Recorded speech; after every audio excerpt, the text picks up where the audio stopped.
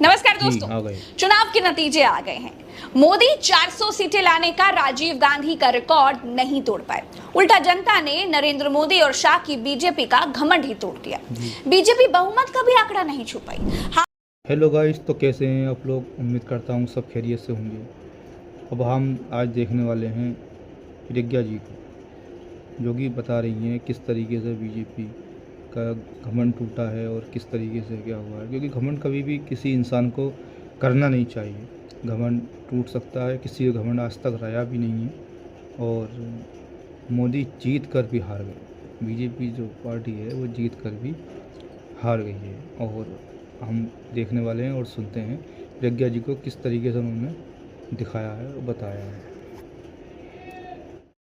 हो गया दोस्तों कि 400 सीटें ना आने पर बीजेपी के समर्थकों ने अपनी टीवी ही फोड़ दी। सरकार बनाने के लिए चाहिए थी 272 सीटें, लेकिन पूरी बीजेपी 240 सीटों पर ही सिमट गई। जैसे ही मोदी शाह की बीजेपी की दुर्गति हुई, वैसे ही एग्जिट पोल के फर्जी, घटिया और दो कौड़ी के फेक आंकड़े जारी करने वाले प्रदीप गुप्ता आज तक चैनल में फूट फूट कर रोने लगे। क्यों रोने लगे? क्योंकि पापा बहुमत नहीं ला पाए ना। दोस्तों, ये वही आदमी है जो पिछली बार बीजेपी के बहुमत लाने पर स्टूडियो में कूद कूद कर नाचा था। लेकिन इस आदमी की सारी खुशी इंडिया ने फटाफट खटाखट सफाचट कर दी। खटाखट खटाखट खटाखट फटाफट फटाफट फटाफट खटाखट खटाखट फटाफट फटाफट फटाफट टनाटन टनाटन टनाटन खटाखट खटाखट खटाखट। राहुल गांधी ने उत्तर प्रदेश में कमाल कर दिया। राहुल गांधी से जब इस धुआंधार प्रदर्शन के बारे में पूछा गया तो उन्होंने कहा कि यूपी ने कमाल कर दिया है। यूपी की जनता से मैं कहना चाहता हूं, आपसे ज्यादा पॉलिटिकल विजडम, मतलब आपने कमाल करके दिखा दिया यूपी के जनता को। राहुल गांधी 4 लाख की मार्जिन से रायबरेली में चुनाव जीते। यूपी में इंडिया ने 43 सीटें जीती। मोदी शाह की बीजेपी मात्र 36 सीटों पर सिमट गई। खास बात ये रही दोस्तों कि मोदी बनारस में चुनाव जीत करके भी हार गए, क्योंकि महामानव को इनकी पार्टी दुनिया का सबसे बड़ा नेता कहती है।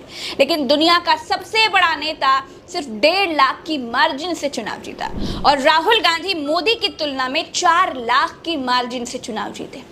मोदी और शाह ने जिन शिवराज सिंह चौहान को मध्य प्रदेश में सीएम की गद्दी से उतार फेंका था, वो शिवराज सिंह चौहान 8.25 लाख वोटों से चुनाव जीते। मोदी जितने वोट के साथ बनारस से चुनाव जीते हैं, उससे ज्यादा मार्जिन के साथ विपक्ष के दर्जनों नेताओं ने जीत दर्ज कर ली है। मोदी बनारस में ही बौने साबित हो गए।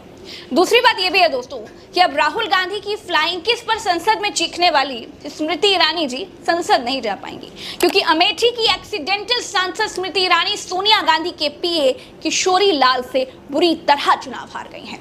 बड़ी बड़ी बातें हाँकने वाली स्मृति ईरानी को जनता ने बुरी तरह हराकर दिल्ली भेज दिया। प्रियंका गांधी से भी पूछा गया तो प्रियंका गांधी ने कहा कि उन्हें सबसे ज्यादा अपने उत्तर प्रदेश पर गर्व है। मुझे सबसे ज्यादा गर्व अपने यूपी पे है। दोस्तों, यूपी में मोदी के तमाम मंत्री चुनाव हार गए। ढेर सारे ऐसी सीटें हैं जहां बीजेपी की लुटिया डूब गई। 44 सीटों पर इंडिया गठबंधन को शानदार जीत मिली। तो नगीना में अगर हम बात करें, वहां चंद्रशेखर ने सारे अनुमानों को ध्वस्त करके 1,65,000 वोटों के अंतर के साथ जीत दर्ज कर ली। लेकिन इंडिया गठबंधन इतने में कहां मानने वाला था। अब हारने की बारी तो दिग्गजों की थी। वाराणसी के बिल्कुल पास की एक सीट है चंदौली। केंद्रीय मंत्री महेंद्र नाथ पांडे यहां से चुनाव लड़ रहे थे।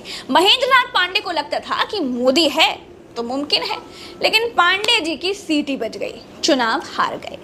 लखीमपुर खीरी में अमित शाह के दुलारे, आंखों के प्यारे टेनी महाराज, याद है ना आपको? जी जी, वही जिनके सुपुत्र ने किसानों पर गाड़ी चढ़ा दी थी, थार। हाँ, वो भी अपनी सीट हार गए।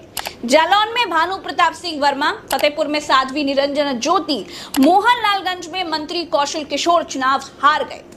मंत्रियों की बात करिए तो अर्जुन मुंडा, राजीव, चंद्रशेखर, कैलाश चौधरी तक चुनाव हार गए। ये सब मोदी जी के मंत्री थे।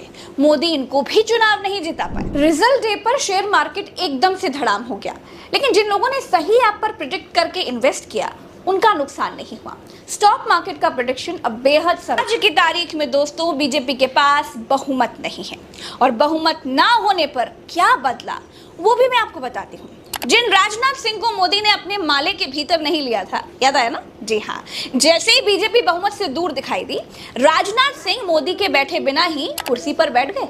अब इसमें कोई बुरी बात नहीं है, लेकिन संदेश तो बहुत छिपे हैं।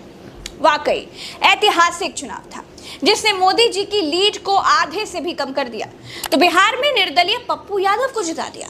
नगीना में चंद्रशेखर की मेहनत का सम्मान लोगों ने किया। अच्छा, मैं स्पेशली पप्पू यादव और युवा नेता चंद्रशेखर आजाद के लिए बड़ी खुश हूं। इनकी मेहनत को जनता ने सच में सराहा है। लोकतंत्र का गला घोटने पर आमादा बीजेपी, जिसने इंदौर में खेल करके कांग्रेस के प्रत्याशी का नाम वापस करवा दिया था, वहां 2 लाख लोगों ने नोटा पर वोट देकर के बता दिया कि वो लोकतंत्र को शर्मसार करने वाले लोगों के साथ कभी नहीं है।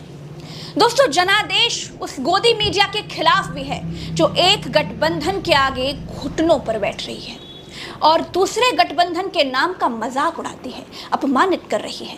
ये जनादेश उन तमाम सर्वे एजेंसियों के खिलाफ है जिन्होंने फर्जी एग्जिट पोल के आंकड़े से देश को गुमराह किया। अब जानते हैं, लोगों ने शेयर मार्केट में पैसा लगा दिया और इस फर्जी वाड़े में अपनी सारी कमाई गवा बैठे।